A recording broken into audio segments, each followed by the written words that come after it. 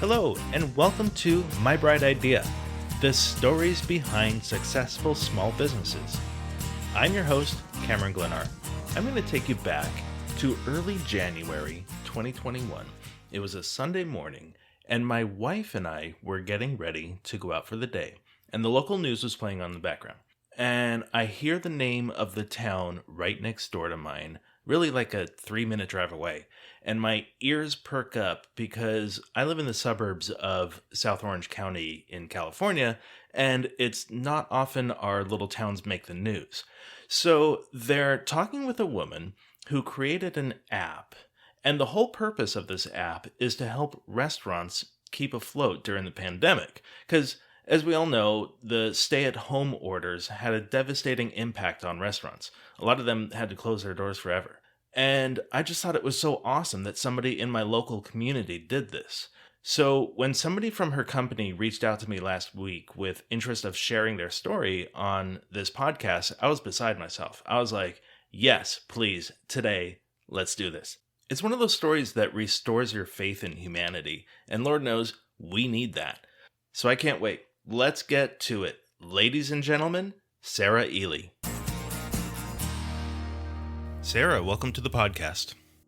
Thanks so much for having me, Cameron. I appreciate it. I am really excited to have you here because you created an app that has people talking. And it's not the function of the app, really. It's the story behind it. It's why you created it, the heart behind it. That really I feel like that's the really special thing here. But first, before we talk about that, you have another business. It's your bread and butter, if you will. It's what enabled you to create this app, right? Absolutely, yeah. So my partner and I have a software development company called Agileient, and we specialize in websites, web applications, and custom mobile apps for small to medium-sized businesses. So that's kind of what we do for a business. That's a good business to be in because I'll tell you, I've tried to create a couple of websites here and there, and I just cannot wrap my head around it. And I'm not even trying to do coding. It's just, I don't know what I'm doing. So I'm glad that businesses like yours exist. Yeah, absolutely. We started Agileient to really help bring technology and technology efficiencies and online presence to businesses that maybe haven't done it in the past or really needed some kind of upgrade. That was the whole point of starting Agileient. How did you find the niche for that? How did you come up with the idea? Yeah, well, my partner and I have both worked for, large corporate type companies for many, many years. And we saw these very large companies really use technology to become even larger and more profitable, while small businesses and, things in our neighborhood and our communities really weren't leveraging technology like they could and really kind of struggled in many different ways. And so we thought, what is a good way to really kind of come out and be able to start up a company to really target these small to medium-sized businesses so they can leverage technology the way these big, huge, Fortune 100 companies are. And what kind of education did you have to enable you to do this? I have an engineering degree from Purdue University and a background kind of around, engineering and process engineering as well as coding. And then I have worked in many different large companies, most recently with a SaaS company, a software as a service, a subscription-based SaaS company. And so that kind of knowledge base really got me into what I'm doing today. Yeah, coding is something that it's like a foreign language to me. I hear a lot of times it's like an art, but for me, it's just numbers and letters, and I don't even know what I'm looking at when it comes to it's almost like binary code for me. It's just I don't get it.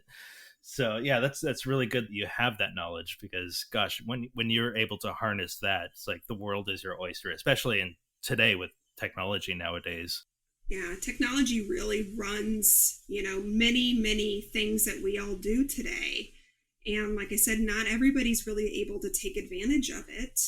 So I really love to be able to go in and really explain sometimes, like you said, complicated type issues and solutions in a very, very easy way that business owners truly understand. So at the start of your company, when you created it with your partner, how many clients did you have on board right away?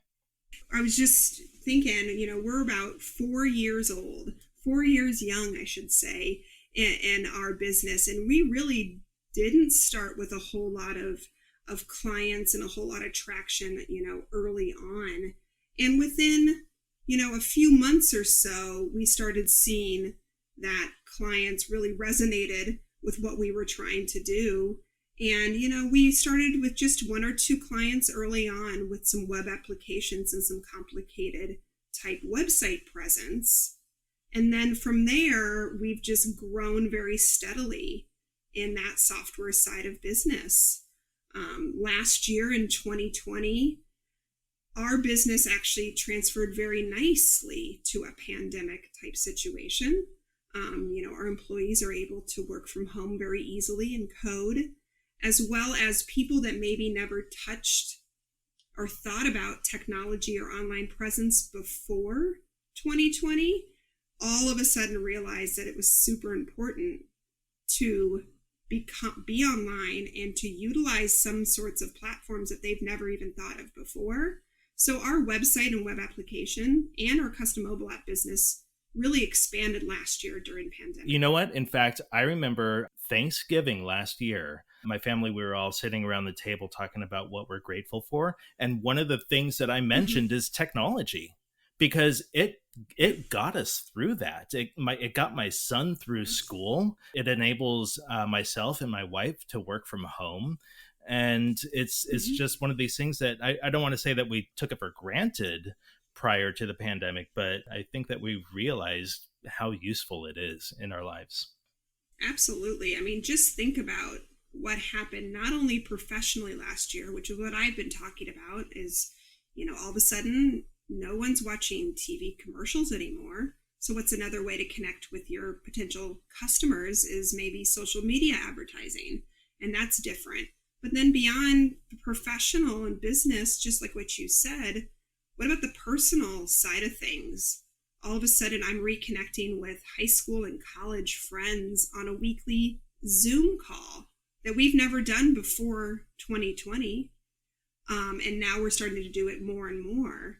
I'm with you. I'm very grateful and thankful for technology. I'm thankful for being able to order my groceries online and not have to expose, me or a family member inside a grocery store. But also, too, that connection. We're able to keep our kids in school when maybe we wouldn't have been before.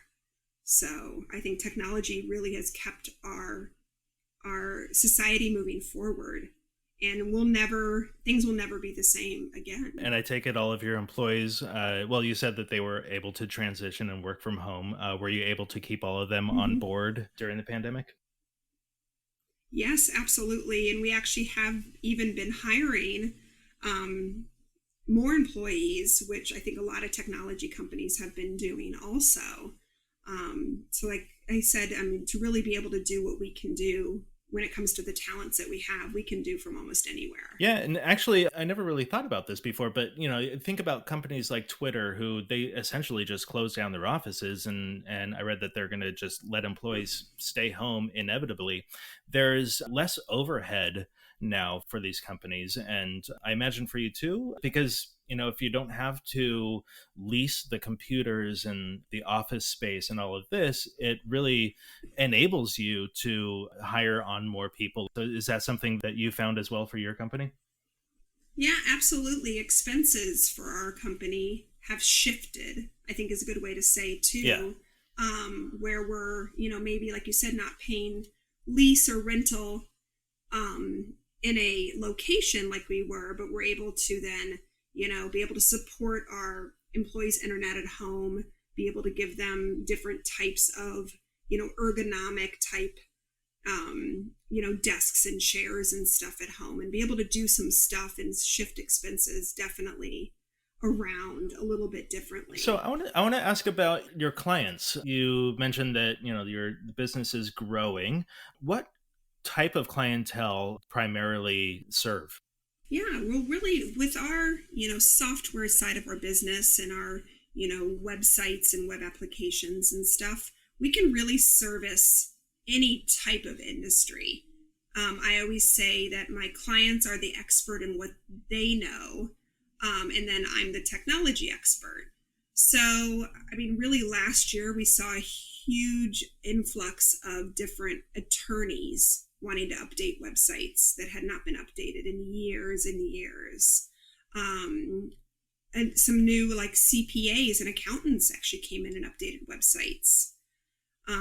So we have quite a few different professional services that just realized that they had gotten their websites out of date and needed a kind of refresh and redesign to get things looking better. Interesting. And do you ever have any individuals, just like a lone podcaster out there that wants to build their website? I haven't actually had a podcaster per se, but I did have somebody that, wanted to sell some exercise equipment. They saw the market last year for home exercise equipment, and we were able to build an e-commerce website for him last year that he could then, capitalize on the at-home workouts even more so. So I have lots of fun entrepreneurs I'm able to work with that are able to, see some market share and be able to go out and grab it. That's great. It sounds like things are going well with Agileient. And like I said earlier, it's what enabled you to create this awesome app, right? Do you want to tell us about that? Yes. So, my company, we created Kurb and Go with a K, KURB, Kurb and Go. Last year during the pandemic, really what happened was, my partners and I looked at each other and we thought, gosh, our business transfers really nicely during a global pandemic kind of situation. But we knew not every business fared quite as well as we did, especially the restaurant industry. I think we all have our hearts go out to the restaurants in our neighborhood. And so besides just ordering carry out and feeding my family from my local restaurants, I thought, what else could we do to really help, these restaurants in these, in my community here in my backyard. And so we thought, well, we can code. So we created Kurb and Go to really give these restaurants an alternative to the other online ordering apps that are out there that are quite pricey for them, and really cut into their revenue heavily. And we created Kurb and Go, and we are offering it to restaurants absolutely free of charge, no obligation, to just really help drive their business even better during a pandemic type situation. That's amazing. And you mentioned that it's pricey for the restaurants, but also for the customers as well. And, I remember, I think it was at the beginning of the pandemic, I used one of those apps to have dinner delivered to my house. And I believe it was about a $30 bill, but in the end, it cost about $50. And I was, oh, wow, where are all these charges coming from? And even for the businesses and the customers, to not be charged these fees at a time like this it's really important. Yeah, absolutely. I mean, like you said, not only are the restaurants usually paying anywhere from 20 to 40% of each bill back to these online ordering apps, also too, like you said, the customers are paying quite a bit of money also on that side. And Kurb and Go is free to the restaurants, and also it's completely free to the customers. There's no cost at all. That's amazing. So at the launch of the app, did you advertise it all? How did you let businesses or restaurants know about it? Yeah, so funny enough, we just kind of started here, like you said, just right here in our just backyard communities, our favorite places right around just where we live. And then slowly it started to gain traction. We got our first customers, right in like September of last year. And slowly since then, we've just started to gain by word of mouth traction. And now we have over 100 restaurants on the app. So right from the get-go, did you just walk into restaurants and say, hey, I created this app. Would you like to be a part of it? Absolutely. That's exactly how we did it. We kind of just walked in. We kind of said we put, kind of did our bootstrap kind of method and just offered it. Said, hey, we're local. We have this app that we think would help you. Would you like to come on it? Can I show it to you? Can I get feedback from you? All that kind of stuff. And our restaurant partners have just been absolutely phenomenal with, taking a chance on an app they've never heard of and coming on and giving us feedback and keep making it better. And then these restaurant owners go to their buddies down the street who has a restaurant and say, hey, you might want to try this out. That's exactly how this all started. It was just, like I said, the restaurant industry is very tight-knit. They know each other very well. And it just became kind of a word of mouth type kind of movement, almost revolution, where they're able to, like you said, tell their buddies that they're on this app. Me and my partners, as well as, some of our team members, started going a little bit door to door, offering the app out there. We advertise on social media and stuff like that, but it was mostly just word of mouth. And the news. Can't forget the news. I won't forget it. Yes. The news in January, I'm just very, very grateful to KTLA and ABC7 and Fox News for, offering to pick up my story and really be able to understand what we're trying to do to help the community. And it's just, I'm so, so ever grateful for the media to be able to allow me to come on and tell my story, as well as to really advertise some of my restaurants that are on there too, and get a chance for them to tell their story, because that's gotten the word out very, very well for us. And we really catapulted in January to another level. We're in a suburb of Los Angeles where these news agencies are headquartered. Do you know how they found out about it? Was it word of mouth as well? So actually, I reached out on a Facebook type messenger.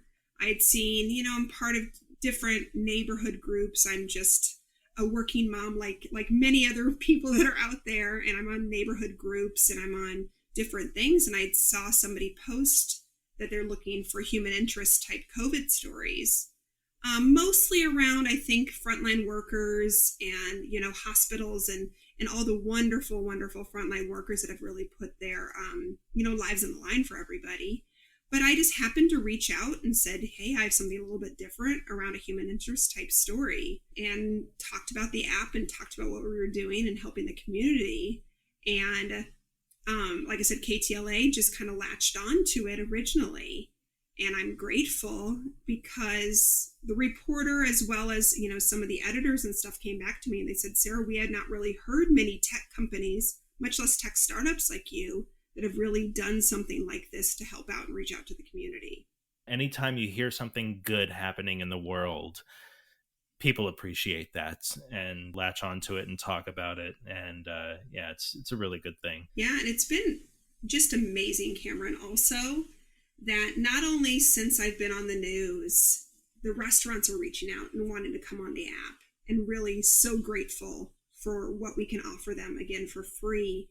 I've had so many what I consider users, or just the everyday person out there, reach out to me and want to help. Like you said, they love the story. They love what we're doing. And they said, what can I do to help? What can I do, to be able to get out your word? And like the outreach from the community, all the way Orange County, where I'm located, LA County, Riverside County, people are reaching out all over the place. Because like you said, everybody is really hungry. Don't mean to have a pun there with restaurants, but they're hungry to really reach out to their community and help these businesses, help these restaurants stay open, and come back and fare even better when the pandemic's over. So I want to get into the nitty gritty of the app itself. You mentioned that coding so you can work on this app. Is that sort of along the same lines of what you were doing before, or was this something new you had to learn to create the app? No, it's something we definitely knew before, and our employees that work on our Agileient side of our business were able to share in using with the Curb and Go app also. Creating custom mobile apps is part of what we do for what I consider the business that pays us. And then we're able to utilize, like you just said, that knowledge base and technology and the way we're able to create and structure that to then just create Curb and Go also and then I'm able to share then my resources between the two types of businesses. And they really understand what we're trying to do and help the community. So even though, we're not asking any money or any type of compensation from our restaurants or our customers, our users, definitely my company and myself, we've put in quite a bit of money and resources and time into the app ourselves. Do you think that's something that you can sustain, or will you have to start charging at some point? I eventually would like to monetize the app just so we can stay afloat. Obviously I can't keep doing this for free forever, but I will never ever do a commission-based model like the other apps do. It's very, very expensive for the restaurants and the small businesses to pay, these commission percents off the bill. Instead, I'd like to go to more of a subscription-based model, something very small, monthly fixed rate type of subscription. So not only, again, the restaurants and small businesses know exactly what they're going to spend every month and no more. So then they can budget that on an ongoing basis. But then I'm able to obviously utilize some of that revenue to really put it back in the app and keep continuing to make it better. Sounds like this is something that you want to keep going inevitably. Yeah, absolutely. I don't expect to maybe, monetize this maybe for a few more months, let the restaurants really be able to kind of recover, maybe open up some more. They have outside dining here in California open, right now. I know the rest of the country is a little bit more open than we are out here in California, but really let these restaurants recover over here in the next couple of months, and then be able to, ask for a monthly subscription, again, that's affordable for them. So we can continue, like you said, Curb and Go for many years down the road and really partner with our restaurants and keep making it better. What else can we do? What other features can we add? How do we make it even better for both the restaurants and the users? What kind of features do you have on this app? Is there anything that separates you from the big name apps that are out there already? Yeah, absolutely. So, a lot of the features you'll notice on the user side of the app are very similar to the other online ordering apps. We did that on purpose because we wanted the learning curve to be super quick. We wanted people to be able to realize how to find restaurants, how to order, how to pay, how to do all that very easily. So we purposely made what we consider the user interface or the way, the look and the feel very similar to the other apps. So I hope a lot of your listeners download the app and check it out and feel the same way. Some of the other things that we really like about the user app that's maybe not available there is, it's multi-language. There's 5 different languages, including Spanish, that you can toggle to with just one click of the button, which is super cool.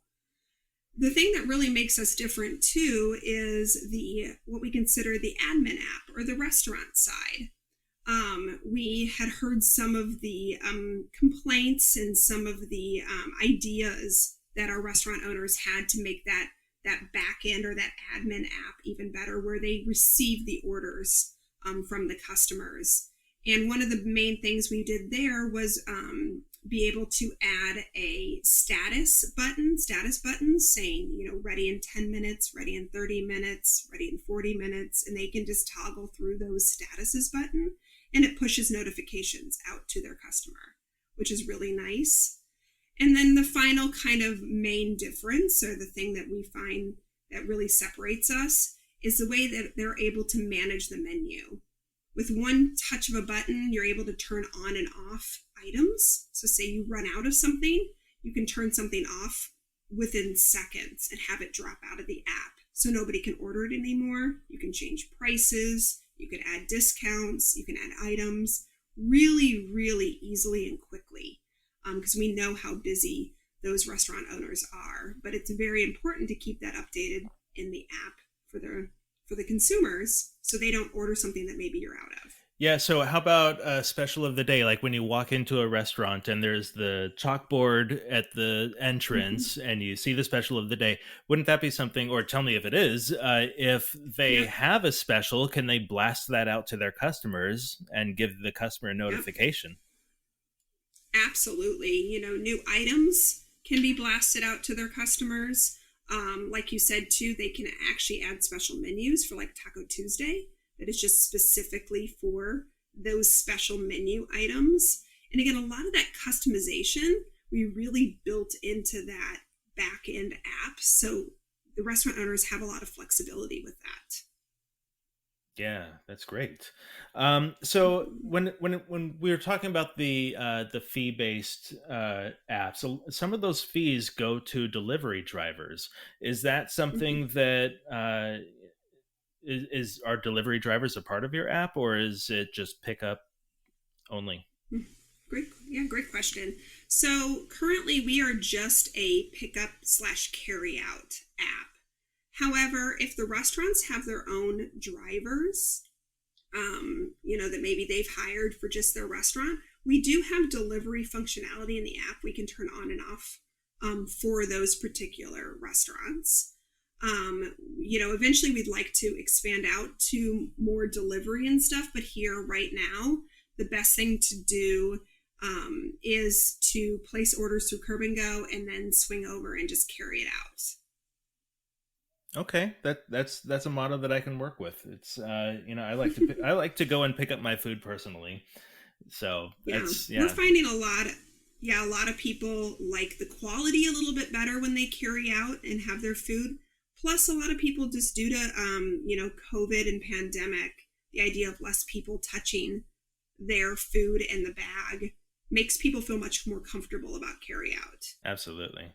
What kind of geographic range do you have right now as far as your restaurants and customer base for the app? Good question. So most of our 100 plus restaurants are here in Southern California. Like I mentioned, LA County, Orange County, and Riverside County. We're starting to get down into San Diego County too, so we're kind of extending there. We're also talking to many different restaurants in our neighboring states. I've had lots of other states contact us, Nevada, Utah, and Idaho. I've also had, I think word has gotten out, again, through the media outlets, even across the country. I've been talking to restaurants in Texas and Tennessee, which has been super exciting. And believe it or not, we're even starting to get some global interest, both Australia and Netherlands. I've had people reach out and ask about how the app would work in their countries, and they've gotten word from it. Super, super exciting to think that we could be global sooner than later. It's been really mind-blowing. If you were to tell me a year ago, Cameron, I'd be sitting here on a podcast with you talking about what we're doing in Curb and Go and media outlets and Australia, I would say you were crazy. I would never have any inkling of idea that we would be here today doing this kind of, traction and being able to touch so many people out there. Yeah, it's absolutely incredible. Do you use the app? I do use the app. I use it quite often. So when you use the app and go and pick up your food from these restaurants, they're like, hey, I know who you are. They do, because of course my favorite restaurants are on the app. So I definitely use the app. And like I said earlier, I'm a working mother with my own business. So, carry out food during pandemic has been a lifesaver. I don't know about you, Cameron. I didn't really realize how much carry out from our favorite restaurants has really expanded during pandemic. You don't just need fast food anymore. You can have really nice meals from some great restaurants. They package it up really nicely in a carry out form. And even cocktails and alcohol can really go in a carry-out form. But that was not really before pandemic. Speaking of carry-out, something that I'm starting to notice, which I really appreciate, is a lot of restaurants will now ask if you want the plastic utensils and the napkin and, that little package. Because I'm going home, I'm not going to use those little plastic things. Guess what? Those are going in the garbage. Mm-hmm. And it irks me to no end that, a lot of these restaurants just throw those in there. And so I think a lot of them, maybe it's a cost saving thing, or maybe a lot of them are environmentally conscious, but I appreciate that I'm being asked more and more now. Absolutely. No, I think restaurants, like you said, are getting more and more used to packaging and understanding how to do, carry out type food, and becoming smarter and smarter about the way they do it. Because it's changed a lot since pandemic. And it's really now a part of our lives. It really is. And it's not just carry out, like you carry it to your car and go home with it. Here in California, we're able to sit outside at these restaurants, but, you have to order your food as if it's carry out. I can't remember the last time I ate on an actual plate at a restaurant. It's either a styrofoam tray or a cardboard box or something. But yeah, it really is a part of our lives now. And, I don't even bat an eye when it happens. It's just become something that we're all used to. Yeah, and I've had some people ask me about Curb and Go and what do I think the traction will be even after pandemic and everything opens back up. And to be honest with you, I'm not worried. Because again, the reason I'm doing Curb and Go originally was to help small businesses and restaurants. So if they can open back up and, increase revenue, then I'm winning anyway. That's what I want. But I also think us as consumers have changed our behavior forever when it comes to carry out. We will never go back to our old ways, and we will now use carry out as an everyday or every week type of way we feed our families. And we're changed forever now due to that. So I think Curb and Go will continue to grow at the rate that we saw during pandemic, and if not more so. Absolutely. Well, it's a really good thing that you created, and it's my heart goes out to you. It's just amazing that you're changing lives with this app, and people are grateful that you're doing this. So I can't thank you enough. Thank you so much. I really feel that way too, and I really want to thank you for having me here today to talk about it and be able to highlight what we're doing. I really appreciate it. Now, I have the app on my phone, and I know which restaurant I'm ordering from. So I'm going to go and do that. Yay! Sarah, before we go, can you tell our listeners where they can find the app and where they can find you if they need web services? Yeah, absolutely. So anybody can find Curb and Go in both of the stores for Apple and for Android. Don't forget, it's Curb with a K, K-U-R-B, space N, space G-O, and download the app today. That'd be great. You can also check us out on our website, www.kurbngo.com, Kurbngo.com. I'd also love for you guys to check out my software business, Agileient. It's Agileient.com. And no matter where you are in the country or the world, if you want Curb and Go in your area, please reach out to Sarah and let her know. Let's get it out there. Let's get it out there to the world. Thank you so much. I would love that for sure. Thank you for coming on, Sarah. I appreciate it so much, Cameron. Thanks for having me. I'm so happy Sarah came on the podcast to share her story with us. It's like all the right pieces came together for her to be able to do this, utilizing the resources of her company to create something that has such a big impact on the community around her. We truly need more people like this in the world. I would like to thank you, the listener, for joining us today to listen to this incredible small business story. Don't forget to hit submit so you can hear all of my upcoming episodes with more fun and inspirational stories from small business owners. If you would like to see our guest bios and be part of the discussions behind the scenes, you can find us on Facebook. Just type in My Bright Idea and join the group. If you or anyone you know would like to be a guest on the podcast, please visit mybrightidea.podcast.com, go to Be a Guest, and submit your story there. And one more thing to note, it turns out making a podcast can be expensive and a little tiring. So if anybody would like to show support by buying me a cup of coffee, you can do so at my website as well. Thank you, everyone. I wish all of you an abundance of success and happiness, and I really am ordering dinner tonight through Kurb & Go. There's a cheeseburger out there with my name on it. See you next time.